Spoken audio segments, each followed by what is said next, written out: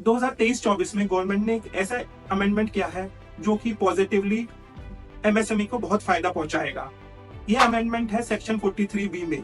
Government ने बताया है कि अब हर किसी को एमएसएमई एक्ट के अकॉर्डिंग अपना पेमेंट करना होगा। अगर वो पेमेंट नहीं करते तो उसकी डिडक्शन उनको इनकम टैक्स में नहीं मिलेगी, और जब वो पेमेंट करेंगे तब उनको इनकम टैक्स में डिडक्शन मिलेगी।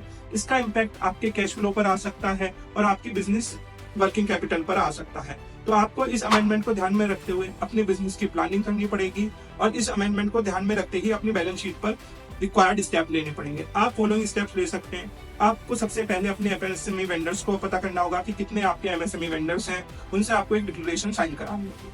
टाइमली पेमेंट, आपको उनका टाइमली पेमेंट करना पड़ेगा ताकि उनकी डिडक्शन आप इनकम टैक्स कैलकुलेशन में कर सकें। इस सेक्शन को समझने के लिए कुछ केस स्टडी को हमें एनालिसिस करना होगा। केस स्टडी 1, मिस्टर ए ने ड्यूरिंग द ईयर किसी एमएसएमई पर्सन से गुड्स को परचेज किया या सर्विस को अडॉप्ट किया और उसी सेम ईयर में उसने पेमेंट कर दी। इसका आपके बिजनेस पर कोई इम्पैक्ट नहीं होगा। जैसे ही आप उसकी पेमेंट कर देते हैं आप उसका एक्सपेंस क्लेम कर सकते हैं। Case study 2, let's suppose mister A ने आपसे सर्विसेज तो इस साल ली लेकिन पेमेंट अगले साल किया, लेकिन वो पेमेंट एमएसएमई एक्ट के अकॉर्डिंग था, तब भी मिस्टर ए उसकी डिडक्शन ले सकते हैं। इस चीज का भी आपके बिजनेस पर कोई इम्पैक्ट नहीं होगा।